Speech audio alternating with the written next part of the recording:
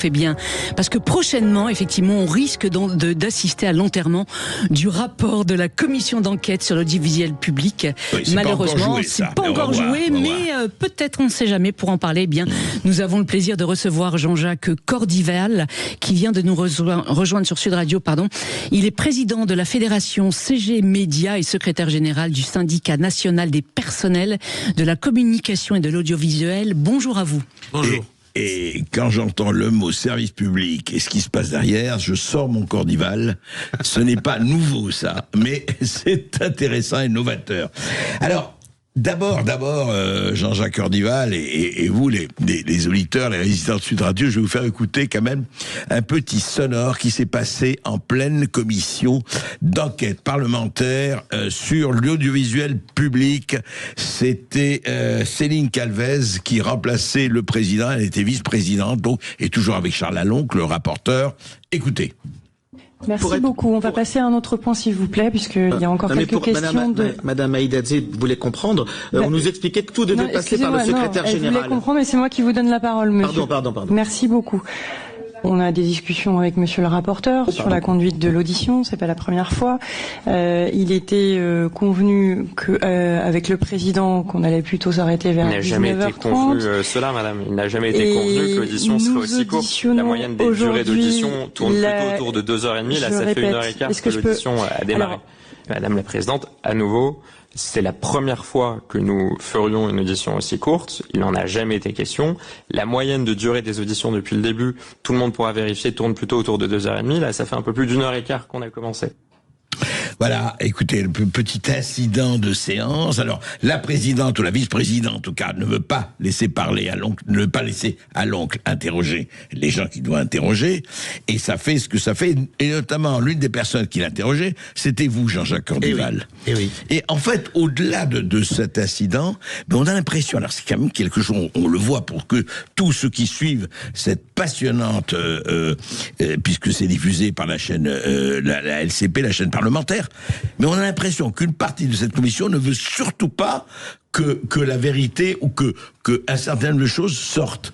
Mais ça veut dire quoi, ça? D'abord, c'est pas une impression, c'est la réalité. Céline, je voudrais juste préciser qu'il y a un C, c'est CGC. CGC, vous avez bouffé un C. Pas CG Média, mais ça, bon. C'est pas CGT, justement. CGC Média, bien sûr. Voilà, donc, absolument. Encore une fois, la semaine dernière, enfin il y a quelques jours, oui c'est la semaine dernière, à peu de choses près, vous avez un communiqué d'un des futurs membres, ce qu'il n'est pas à ce moment-là membre de la commission, Masseglia, qui dit « Je vais intégrer », peut-être vous l'avez vu, « Je vais intégrer la commission », il décide de lui-même, « et quand j'aurai intégré la commission, je ferai en sorte, dit-il, de voter contre ce rapport ».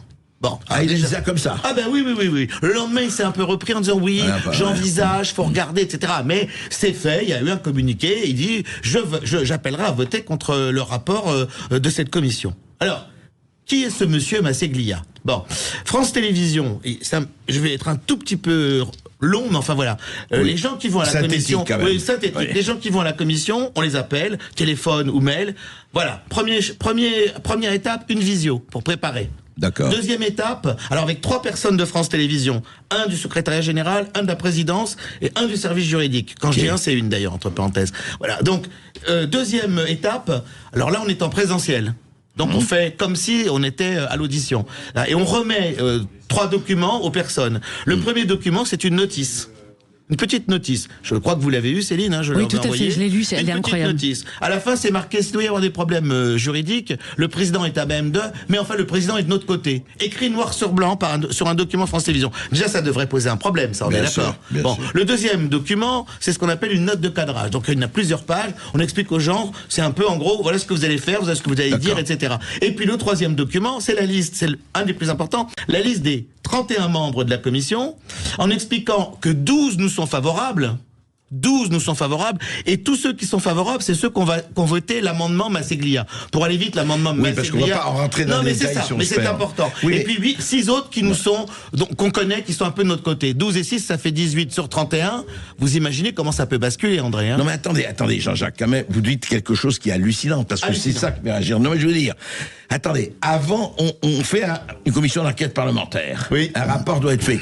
Avant que ce soit fini, bien avant, moi je vais voter contre le rapport, Moi, je suis pas d'accord. Mais attendez, on est au Zimbabwe, là, pardon, je rien contre le Zimbabwe. C'est ce que j'appelle la bananocratie, hein, voilà. Mais c'est une monarchie bananière. C'est ça. Non, mais je veux dire, on réunit des gens, on va faire un rapport, avant même que les conclusions ne soient faites, oui, mais nous, on est contre. Mais c'est quoi, André, ça? Vous avez lu le Canard enchaîné d'hier. Balanan. Encore une fois, je ne parle pas de l'altercation, je sais pas, vous avez suivi. Voilà. Balanan qui s'en prend, qui menace Charles Aloncle, ouais, on va te régler... Le député Modem, là. Voilà, on va te régler 3 petits points. Ouais. Je sais pas ce qu'on règle, on va pas te régler l'addition. Peut-être, je sais pas ce qu'il a... Mais après, il dit non, mais c'est pas... Balanan qui s'exprime dans le Canard enchaîné, il dit oui, on va lui laisser faire son rapport, on sortira un autre rapport, un argumentaire sur le... On va mettre un autre rapport. Mais c'est quoi cette histoire? Et il le dit dans le Canard, là, c'était mercredi. Mercredi, on est vendredi. Il y a 2 jours, il dit oui, on va faire un autre argumentaire, un contre-argumentaire, un contre-rapport. Mais là aussi, on est où? Et puis, André, la 3e chose, c'est que on a posé la question clairement, parce qu'à un moment, je suis interpellé par la députée socialiste Aïda Haddadze, et elle dit, parce que je dis nous, on est là, on n'a pas été préparés, on vient spontanément, et elle dit mais monsieur, il faut savoir que dans toutes les commissions d'enquête, les questions sont envoyées avant.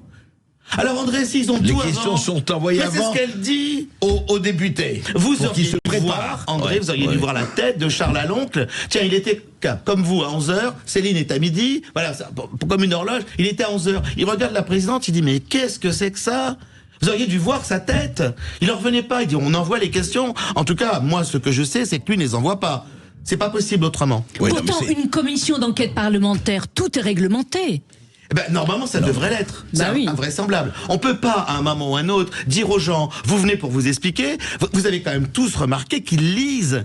Ils lisent leur papier. Quand on voit Anne Holmes qui est interrogée pour savoir si elle est partie la directrice en congé, des programmes fiction. On est d'accord, la directrice des programmes de la fiction. Elle lit ce qu'on lui a demandé. Elle tourne les pages. Elle sait pas si elle est en vacances avec tel ou tel producteur. Enfin, tout France Télévisions le sait, entre parenthèses. Mais elle le sait pas. Et donc, elle tourne les pages. Moi, ce que je crois, c'est ce que j'ai dit d'ailleurs. Si à ce moment-là, toutes les questions sont faites d'avance, à ce moment-là, on fait un bouquin.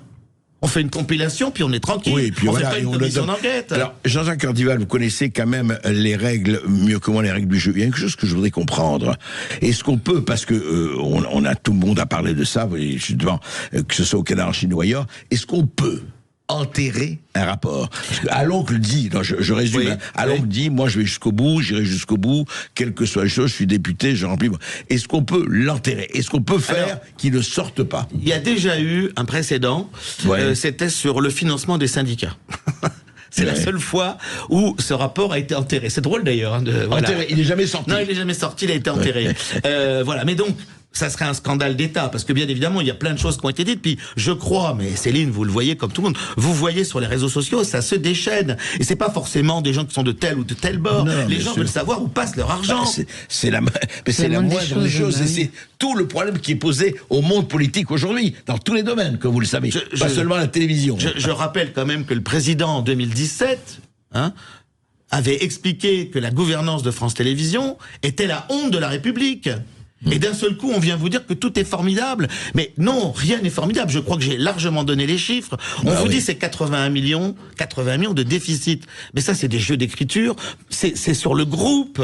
Il n'y a pas une filiale qui viendra au secours de France Télévisions le jour où France Télévisions sera dans la panade. Il est déjà dans la panade. Mais je l'ai dit, France Télévisions et ça, l'entreprise, c'est moins 256 en 2024, moins 290 millions en 2025. Mais Jean-Jacques Cordival, les chiffres, vous les avez donnés, et c'est vrai que c'est absolument parlant. Et ne parlons pas justement des producteurs, enfin, des pontes de France Télévisions qui commandent des centaines de millions à telle ou telle société de production et se retrouvent dans la société de production. Et pour moi, Nathalie, c'est un deal d'avance. C'est-à-dire que quand les gens deviennent trop gênants et qu'ils l'ouvrent un peu trop, on leur dit que tu dégages.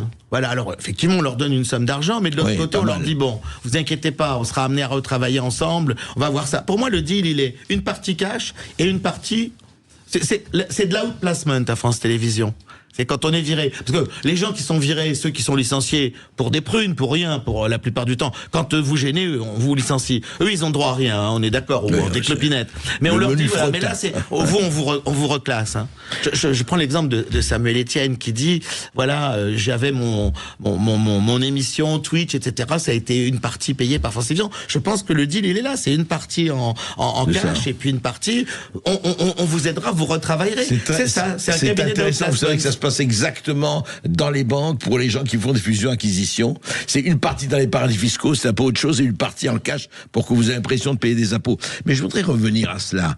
Ça nous mène où ? Est-ce que d'abord, cette commission, vu que presque tous les jours maintenant c'est le clash, ça peut encore durer comme ça, ou il va y avoir un vrai clash d'ici quelques temps ? Alors d'abord des clashs, il y en a eu, il n'y en a pas eu qu'un. Bon, vous avez vu que Patriélétus avait donné... Le président de la commission, oui. Il avait donné comme consigne que personne n'utilise son portable pendant la séance. On est d'accord ? Bon, vous visionnerez, Céline, vous la visionnerez aussi. La séquence, 1h30, on était là. Pendant 1h30, à peu près 1h30, Mme Céline Calvez a été sur son portable en permanence. Tout le temps. Vous la voyez tout le temps. Qu'est-ce qu'elle a fait? Avec qui elle était en ligne? C'est ça la question qu'il faut se poser. Avec qui était-elle en ligne sur son portable pendant toute l'audition?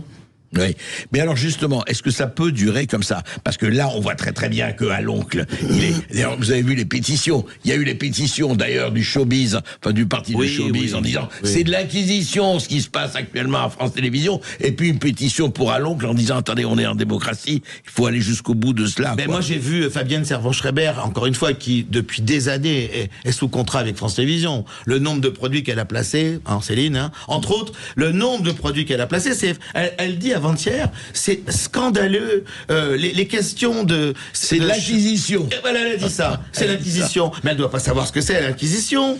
On brûlait les sorcières en place de grève, j'exagère un peu, mais c'est ça, l'acquisition.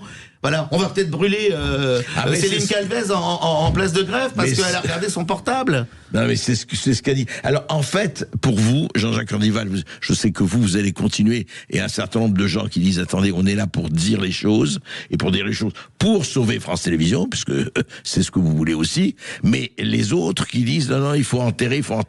C'est extraordinaire. C'est-à-dire que on est dans un pays, je vois l'Amérique, où enfin les choses d'Epstein sortent, je ne compare pas, mais où là, on fait tout pour empêcher un Charles Aloncle de faire son travail, son travail de député. Et oui, et tout sera détruit, toutes les preuves, toutes ces auditions seront détruites si le rapport n'est pas adopté. Alors d'abord, nous, encore une fois. Alors, si André, si c'est pas... Oui, c'est-à-dire que plus rien ne sera visible. C'est-à-dire que les vidéos qui ont été prises, elles seront plus visibles, les comptes rendus... Ils peuvent vraiment enterrer.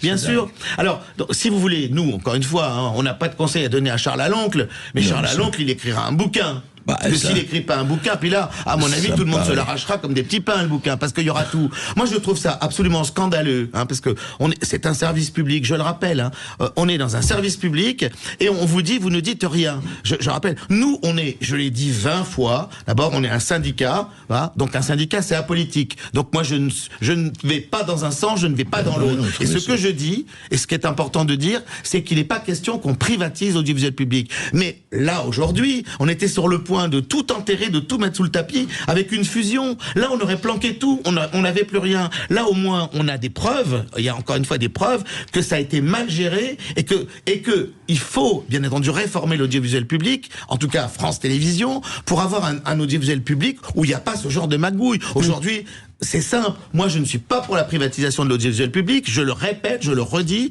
Je suis pour un audiovisuel public fort, mais pas avec ces gens. Mais pas, mais là, pas avec ces gens, pas avec ces machinations. Là, c'est une monarchie bananière. C'est ça, c'est une bananocratie. J'ai trouvé le truc que c'était assez joli, je l'ai trouvé, je l'ai gardé. Bananocratie. Oui. En tout cas, entre bananière et démocratie. Banane dit régime, et c'est un régime qui ne pourra pas durer. Pensez-vous qu'ils vont recevoir Patrick Sébastien qui attend toujours sa date de convocation? Pourquoi Écoutez, il se trouve qu'au tout début, alors peut-être qu'on sera l'exutoire de Patrick Sébastien ou d'autres. Moi, je l'ai entendu quand il est allé chez Hanouna. Mais il était chez Hanouna. Oui, mais il n'a pas dit grand-chose. Maman, il pose la question à Hanouna, il lui dit, dis-moi, Cyril, pourquoi est-ce qu'on l'a reconduit une 3e fois? Et Hanouna lui répond, parce qu'il n'y avait pas d'autres candidats. Mais c'est pas vrai, bien sûr. Mais il faut lire, Céline, il faut lire. Moi, je vous invite à lire, même André, je vous invite à le lire. Il faut lire les 30 pages qu'elle a pondues, ça s'appelle Réconcilier. Et donc, c'est plus un discours politique qu'un projet de télévisuel. Il faut réconcilier les Frances qui sont fracturées. Mais André, c'est quoi ça? Mais vous lisez le projet de Frédéric Dumas, qui était on a tout lu sur Delphine Ernotte, les mâles blancs de plus de 50 ans, il faut les écarter. André, vous seriez parti. Ah bah moi, je serais même pas rentré, moi, je crois. Non mais en plus, rappelez-vous, nous ne sommes pas là pour parler de la France telle qu'elle est, mais la France telle qu'on voudrait qu'elle soit. C'est quand même, ça a été son motto, Delphine Ernotte. Mais bien sûr, on s'en fout du réel, c'est notre narrative qui compte. Carole Bien-Aimée Besse, quand il y avait eu l'audition de 2020 devant le CSA, c'était toujours le CSA, elle l'avait prise en flagrant délit en disant, madame, la diversité, tout ça, ce que vous disiez avant, il n'y a rien eu, quoi. Mais je vais le faire. C'est un peu comme la comptabilité analytique. Je le ferai au 4e mandat, c'est ça. Peut-être, voilà, peut-être. Merci beaucoup Jean-Jacques Cordival, merci.